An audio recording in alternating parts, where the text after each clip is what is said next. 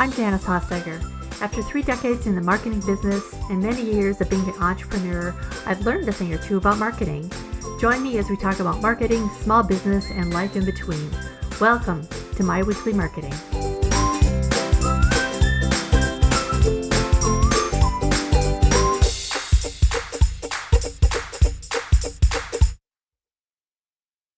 I don't know if you're anything like me, but I can kind of be my own worst enemy. I mean, the voice in my head can be brutal, especially if I'm starting something new or going out in an area where I have maybe a little less confidence. Essentially, that's every day since I'm an entrepreneur. We're always learning, helping, changing, leading, and growing. So overthinking and staying in our head can be detrimental. Our brains are really good at playing it safe, so it will do its best to talk us out of anything that's even remotely risky. And as you know, there's nothing safe about being in business. That's why staying connected to other people who understand is such an important element of entrepreneurship. For me, the value of having entrepreneurial friends came to light when I would talk to my husband at the end of his day. I'd lament about something that happened or didn't happen like I wanted it to, and he'd listen patiently. Now, he teaches entrepreneurship at the university level, so he could sometimes give me some really good advice, but it wouldn't relate to what I was going through because my issue wasn't really about business. It was about the challenges of isolation. Running a business solo can sometimes feel like a solitary journey, but it doesn't have to be that way. My guest today is Carly Ries. She's a fellow fractional CMO and marketing expert with nearly 20 years of experience working with everything from local shops to Fortune 500 companies. And since 2020, Carly has worked with a solopreneur hub called Lifestar and co-hosts the Aspiring Solopreneur podcast. She's also the co-author of the soon-to-be coming out book called Solopreneur Business for Dummies. Important disclosure, I did have some tech issues during this recording, but the audio does improve partway through the episode, so please bear with me and keep listening. And be sure to stay to the end where Carly talks about ways that you can connect with other entrepreneurs online, all for free. Now here's my talk with Carly. Hey, Carly, welcome to My Weekly Marketing. Oh, Janice, I'm so excited to be here. Thank you for having me. So when we talked a few weeks ago about coming on the podcast, you recommended this topic. So tell me about, because you're a fractional CMO, just sort of like me. We have very similar background, actually, in that. So tell us about your entrepreneurial journey, though, that made you focus on this and how you got into talking about isolation and things that entrepreneurs go through. Yeah, so I, after college, went and worked for corporate America, like so many of us do. And my now husband, boyfriend at the time, he was working remotely. This is back in 2013, 2014. He was like, "What if we were able to travel full time while working full time?" And I was like, "That sounds so cool. Let's become digital nomads." So I was still working for corporate America, but I was on the road and I was traveling around the country, which sounds so cool until you find out that I was working 15, 16-hour days and didn't see anything that we were traveling to go see. We were in Yosemite Valley and I was in the RV working the whole time. We were in middle of nowhere, Illinois, and I was working the whole time. We were just all over the country and I wasn't able to enjoy it. And I was like, there has to be a way to be able to work and work full time while also enjoying everything that life has to offer. I'm a millennial, so maybe we're just impatient. We're just like, we want to enjoy everything while we're working. So I really was like, what can I do to get that lifestyle? What can I do to move forward with my professional career, but go to the beach if I want to on a Saturday instead of working all day on a Saturday? So I ended up going out on my own. And at that point, I had years of experience, and I knew I went out as a marketing consultant, and I had the tools in my toolbox.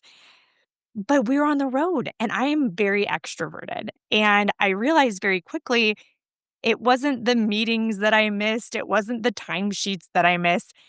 It was people and it was being around people. And as great as it was being with my husband on the road, there was this feeling of, oh my gosh, am I doing this alone? There was a feeling of not only isolation from happy hours or isolation from the work culture, but that I don't have anybody to ask if I don't know how to do something. I don't have an IT person. I was so used to delegating. I was working in a marketing agency and I was on the strategy side. And so we had a PPC team. We didn't even have a social media team at this point because social media was still so new, but we had different departments that you would delegate to. And I was like, "Oh my goodness, I thought I had all the tools in my toolbox, but I didn't realize how much I delegated." And I felt very alone and I didn't know where to reach out to for these resources when I needed them. And so now working for a company that focuses on solopreneurs and running a business of one, isolation is a big thing that I talk to people about because you depend on a community for the success of your business, whether you realize it or not. And so that's where I am today. Very cool. And that is so true. I mean, I think anybody that's run a business for a while, and unless you're an extreme introvert, I think of my husband who it would just be happy as a clam, just hold up in an office all day, just like working because he's just research. He's a college professor. He's got a PhD, and so he like that's his thing. Like he loves to just explore the topic and go deep in things. But a lot of us, especially if we are even a little bit introverted, we get that feeling where the walls are closing in on us and we just got to get out and talk to real people. So what do you feel like, do you think that affects productivity and mental health? It's huge. I think, well, one, I mean, when you talk about isolation, people think like, oh, well, who do I interact with if I'm working by myself? And I think they immediately think they have to join networking groups or go to those awful young professional or professional happy hours that are just so uncomfortable. Mhm. And that's not the case. When I think of isolation, I think of accountability partners and finding somebody that once a week you just grab whether it's in person or virtual cup of coffee with. And that's getting that human interaction, but also saying, oh, I have to meet this deadline for a client, or I want to get my marketing plan done, but I'm really bad at holding myself accountable. Have an accountability buddy. And then you get that social time while also being more productive. I have found working from co-working spaces for people that are on their own, just being in that kind of office environment, knowing that everybody's there trying to get something done can really help motivate you. You don't even have to interact with them. There's just something about being around people that are working that makes you want to work more too. Um, there's an app that I have called Coffeetivity, and it's just it's background noise from a coffee shop. And I put it on my computer even when I'm at home, and I feel like I'm around a bunch of people that are at a coffee shop with their laptops up, and it just, for whatever reason, it really helps to get things done. So I think having these accountability groups, surrounding yourself with professionals, but also surrounding yourself with people that like to do things that you like to do outside of work, whether you're a runner, join a running group, or if you like doing improv, join an improv group, and be around people that like doing those things so that you can take a break from the workspace and come back re-energized, remotivated to get your work done because you did something you enjoyed outside of work for a little bit. So I, for introverts or extroverts, I think there's something to be said about establishing a community of sorts for your mental well-being, but also your productivity long term. I totally agree with that and on so many levels. But yeah, I actually have kind of thrown together an idea of just creating a business buddy. And I have one. She's a friend, she's an entrepreneur. We get together, probably not every week because we don't have time for that. But I do get together with her monthly. And we talk about business, we can talk about stuff that's going on in our lives, in our personal lives, because we all know that those boundaries are a little blurred, especially if we're working from home, right? We've got kids that affects us. We've got husbands that affects us. We've got Mhm. friends that affects us. So I think that you're spot on. I think we all need some human interaction. And Well, oh, sorry, go ahead. no, go ahead. Even for those introverts in our life, my husband's the exact same way. He could go camping and be in the middle of nowhere for a week and be perfectly content. Um, but when you're working by yourself, since you're so siloed, you have nobody telling you when your ideas are good or bad. You you will think all of your ideas are brilliant, but until you vocalize them to somebody else or share your ideas with somebody else, you may be going down the wrong path and nobody's there to stop you from it. So even if you're introverted, find that accountability person to say, yes, this is the right way to go, or no, what are you thinking? Pump the brakes, which is huge, which I forgot to mention from a productivity for those introverts out there. Yeah, yeah. Well, it's interesting that of course, brain's going in like three different directions right now. But I do want to talk to you about, um, getting feedback because I've been putting together a new online course, and my problem is because I'm such a marketing nerd. I think that everybody wants to learn all these things about marketing, but in reality, you want to get from point A to point B in the quickest, easiest way possible, right? So I face the same thing, and I go to a co-working space a couple times a week just to do some deep work on this course. Otherwise, I would never get it done at home. Even my dog distracts me. It's sad. Mhm. But what the thing that I have found, which is kind of interesting, is that I will not necessarily vocalize, but I've been using ChatGPT to help me with some of that, like, okay, here's my outline for this module. Is it too much? Is it too little? And it will tell me, it's like, this all sounds great. And it's giving me affirmations. This is a little scary. But, it all sounds great, but I think you should take this out and this out and instead add this and this. Mhm. And it's like, thank you. You are my AI business coach now. Yes. But it's important to do that, whether that's AI or if it's just a human, because my business buddy will also do that for me. She'll like, "What are you doing?" It's for me, she's more of like a leadership coach and more of a Mhm. mental health person. She's like, "Stop doing all this thing. You need to focus on this." So she tells me the hard lessons I need to hear, the hard things I need to hear. She won't necessarily affirm me so much. Yeah. And the thing is, you could be a professional in your space. I mean, we're both marketers. And it's funny because sometimes I need to take my own advice as a marketer and uh, get out of my own way. I mean, I'm so by the books that a friend of mine who's not in marketing could be like, "Well, have you thought about this?" And I'm like, "Well, that doesn't fall into the SEO. Like, that's not how you do meta descriptions and page titles and all that." And it's like, "Oh yeah, the human side wants this, but since I'm classically trained in marketing, I want to go this way." But you do have to. It's better to get some feedback from somebody that's not necessarily in your space Yeah. to show you what you may not be thinking about because you're so one track minded. Totally. So my calendar is stacked up like Lego blocks. I'm assuming many entrepreneurs' calendars are kind of like this. So it seems like when you can find a way to delegate or automate or eliminate a task, something new fills that void, right? So it's not just a matter of, oh, I got that off my plate. Now I've got this free time.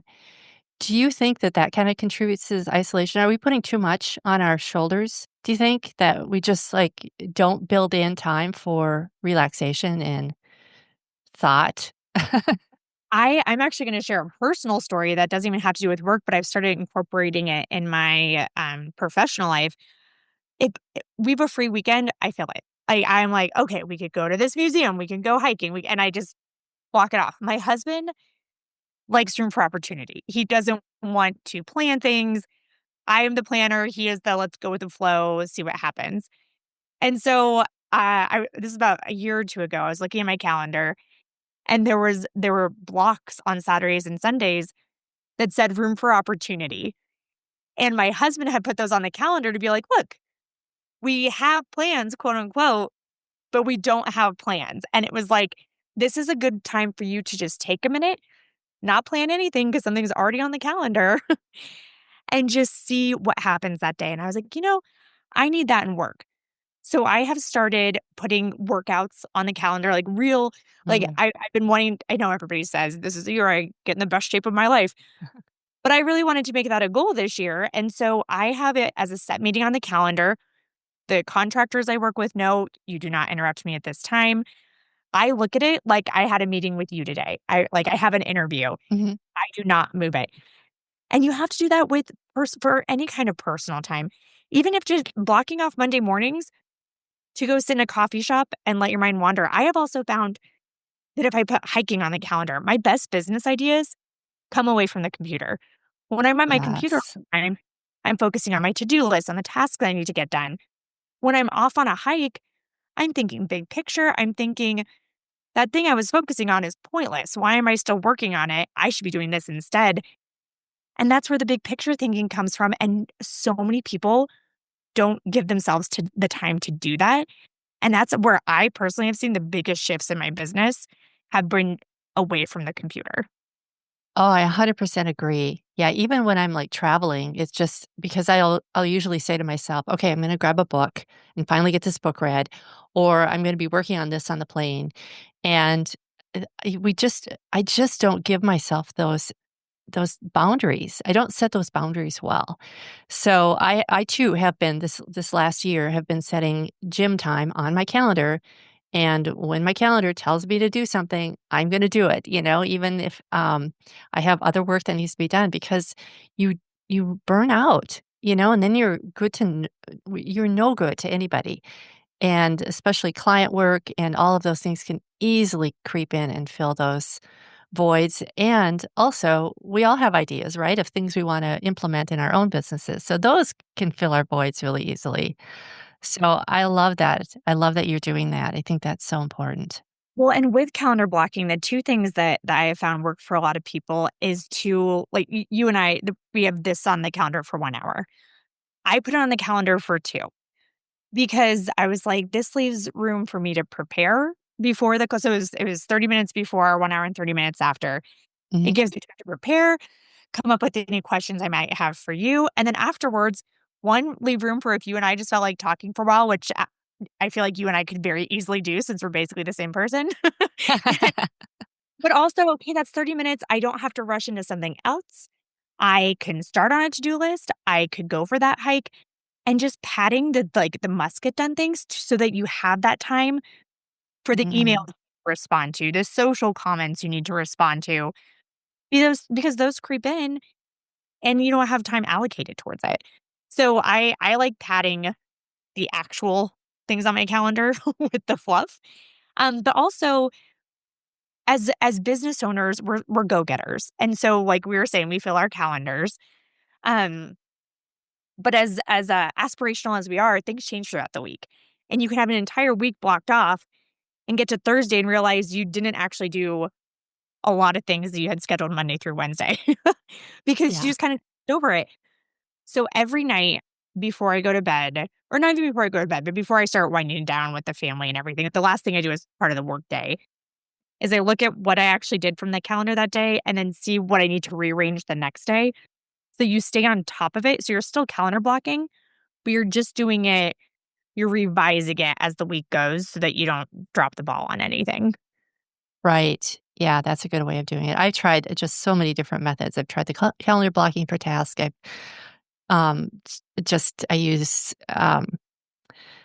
Blue, which is a kind of a newer app. It's sort of like, Asana. I've used Asana. I've used ClickUp. I've used a to-do list. I mean, there's a lot of ways to kinda keep track of everything and even, like, pencil and paper, just anything to just so you don't lose track of all the different types of jobs that you need to get done, especially for clients, because that's always my worst fear is that I'll have committed to something and totally just spaced out on it, which happens when you get too busy. Yeah. Oh, yeah. So so what do you think about in terms of mental health, like, especially self-doubt? I notice that in times when I'm really isolating and really focused on just nose to the grindstone, getting stuff done, my mental health definitely goes down for sure. And especially this feelings of self-doubt start creeping in because I'm not getting affirmations from anybody else. And I guess that probably speaks to my own psychological makeup because that I need somebody to say good job every once in a while. Oh, But Janice, we're the same person. so what advice do you have for overcoming feelings like this, especially if you're feeling alone in your journey? Like other than like you mentioned a buddy for sure. What about networking groups? Like I know that there's some that aren't great, but do you recommend people join them anyway or a mastermind or something like that? Yeah, I found that some people are more comfortable to start online just because there's that awkward feeling of going into that new room, being Mhm. like, "Hi, I'm Carly Ries. What's your favorite color?" You know, if there isn't an icebreaker or something. I'm all for networking groups if you're comfortable in that setting. But there are a lot of online communities that you can join. I'll probably do a shameless plug for ours at the end of the episode. But I definitely think it's worth surrounding yourself with people. But going back to the imposter syndrome, I think is what so Mm, many experience when we're going alone. yeah. Hire marketers. When I went out on my own, I I thought I knew everything, and I very quickly realized I didn't. And I know a lot, but instead of focusing on what I do know, it was, "Oh, I don't know this. What was I thinking? I jumped ship already. I need to go back." Mhm. And I think the first thing people need to remember is everybody experiences this. Everybody Yeah. has that voice in their head that's like, "What are you doing?" And that's just kind of the name of the game. So if you can accept that early on, then I mean, that's a first step. I've also found that when your doubts come in, that's often before a big breakthrough, and you're just scared Mhm. of what you're trying to push forward, whether you're about to launch something or pitch a new client. I so many times or ask for a pay raise or an increase in your rates. Mhm. People are like, I don't deserve this pay increase. I don't deserve this." But then when they ask for it, they get the pay increase, and it's just that little, like, guy on your shoulder just trying to tell you can't when you really can. And Yeah. so I there's comfort in numbers. Everybody goes through this. I also encourage people to just take baby steps or be productive in some way when they're starting to get these feelings of imposter syndrome, even if it's cleaning your kitchen. Like, just do something productive because that feeling of accomplishment will make you feel like, oh, okay, like I could conquer this. Maybe since I have the momentum with cleaning my kitchen, I can at least draft the email task for the rate increase. I don't have to send it, but at least I'm going to draft it and that'll make me feel good. And then when you're feeling good about that, you're like, all right, I have some confidence going. I'm going to hit send. And then hit send and just continue to be productive with those baby steps. And eventually you'll get to the thing you're trying to achieve, even when that voice in your head is telling you you can't. So I think those are huge. It's just like hit the ground running, get some stuff done. And then also do something to put a smile on your face or just put a smile on your face, whether you're doing something to make that happen or not. And just that those endorphins, I'm not going to get sciencey because I don't know the term, the terms I'm looking for, but just that like feeling good can do wonders for your productivity and can get you out of that funk of I don't deserve this, I'm not good enough. When really, if you go for a run, go paint, go do whatever makes you happy, you come back and you're like, "Ugh, that makes me so happy. I'm feeling so much better. I can totally Mhm. put this in my head." So just kind of getting yourself in a good mindset, get that momentum going can do wonders when that voice will inevitably start speaking to Yeah. you because it will. And it's just the nature of the beast. Yeah. Yeah. I mean, I have had 30 years of marketing under my belt, and I still think, "Oh my gosh, I don't know about enough about this to be advising somebody on this." And I was an art director, I've done copywriting, I've done PR, I have done, um, just, print buying. I've done, like, the whole entire gamut almost of ads. I've done and I still feel like that sometimes, it's like, I just what if I drop the ball on this? And I think it probably has its root in perfectionism or who knows? I don't know. I think you're right. I think most every entrepreneur goes through that, especially solopreneurs. If you're if you spend too much time in your own head, I think. So I love that you recommend just doing something you get a quick win, like clean the kitchen. It's like, okay, I can do this. I can do the bigger things, right? Well, and I also, um, I think, oh gosh, I just lost my train of thought. I was going to say something so insightful, and now I forgot. It'll come back to me at some point. But yeah, I No mean, worries. just remember that everybody goes through it. And oh, I remembered. Use it as a way to stay on your toes and not become complacent as a solopreneur or an entrepreneur building something. If things are working, you kind of like it becomes clockwork. You kind of get stuck in your ways and you forget that you need to evolve with where your business is evolving. You need to keep up on your continuing education. And when Mhm. you get imposter syndrome, it's kind of a kick to be like, oh, if I'm not comfortable with this, it's because something's changing and I need to get comfortable with this. For example, I'm a millennial. I should loves social media, or so I've heard. I hate I'm not comfortable with it. I mean, so many of my peers are creating reels, and obviously the generations below me, it's like second nature to them. But I'm really uncomfortable with creating reels. I don't have TikTok. I maybe I'm an anomaly, but I know I have clients that need this. And so when they came to me and they're like, "What do you recommend for reels?" I was like, "Well, what do you recommend for me? I don't know. I have no idea what." And instead of caving into that imposter syndrome of I don't know, I spent a night learning about reels and learning about videos on social and ways to not go viral, but ways to expand your reach and all of that. And now I feel better about me as a marketer because I learned something new. And I wouldn't have felt that way if I didn't have that little guy being like, you don't know what you're doing. And it's so true. Oh, So sometimes yeah. it's what you need to stay current in whatever profession you're in. That's a really, really good idea because, for sure in marketing, my gosh, it's like shifting sand under your feet every single day. In fact, I was on a podcast yesterday with just someone who was talking about the changes that take place daily in Facebook ads. And I know I have felt like so stupid because I've been doing Facebook ads for years and I go in there and something's changed. Something new has changed. And if it's like that in marketing, I'm sure it's like that in every profession, especially now that we are in going into a time of life where AI runs so many things and integrated with so many things. We're all learning at this point. Y- Oh, yeah, Yeah. it's exciting. It's the new frontier, even though a lot of us are a little nervous about it. If Yeah. you embrace it, it could be great for you. Yeah. Yeah. Um, let's see here. A little more editing here. I think I kind of covered everything.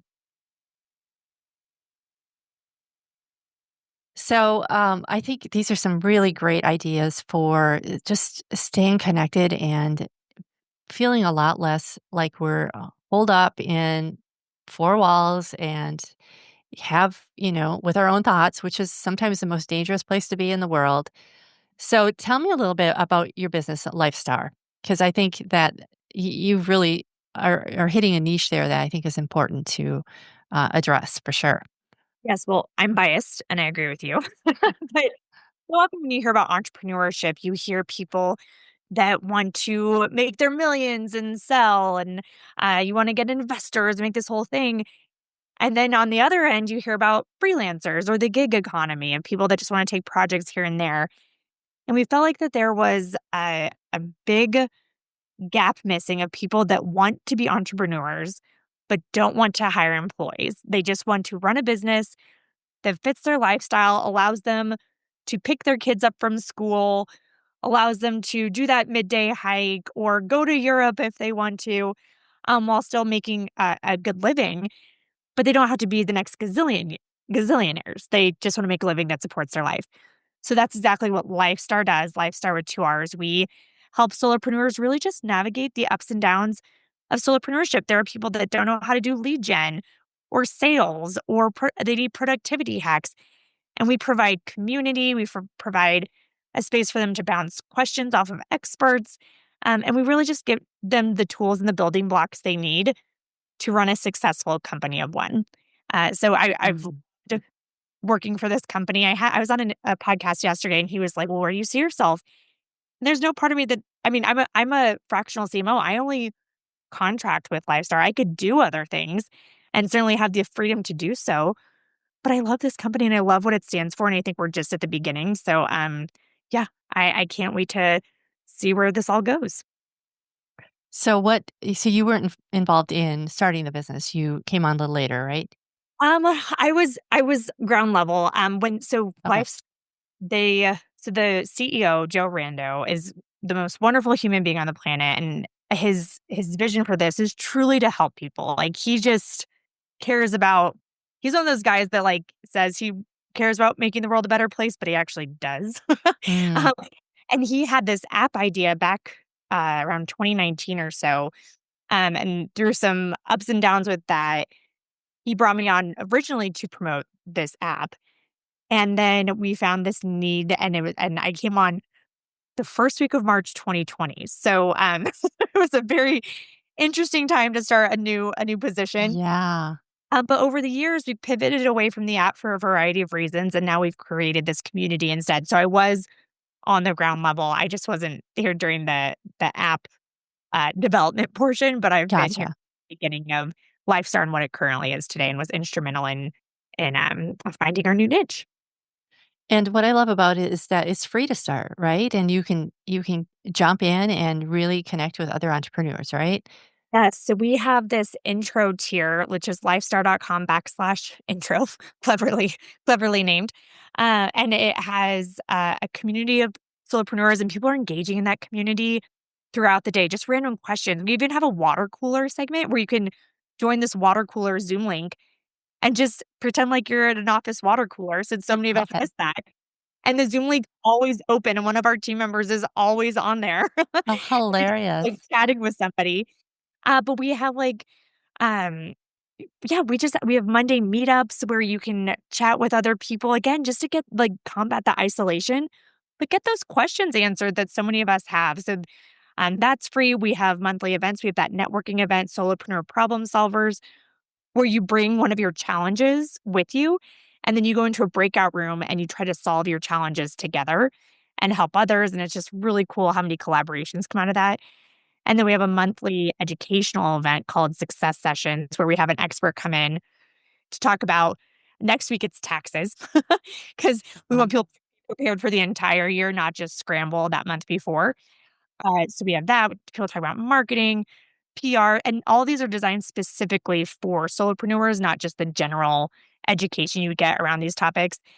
And then we have free resources, tools. It's just a great way to get started. And all of that I just mentioned is completely free and always will be. That is a promise made by the CEO.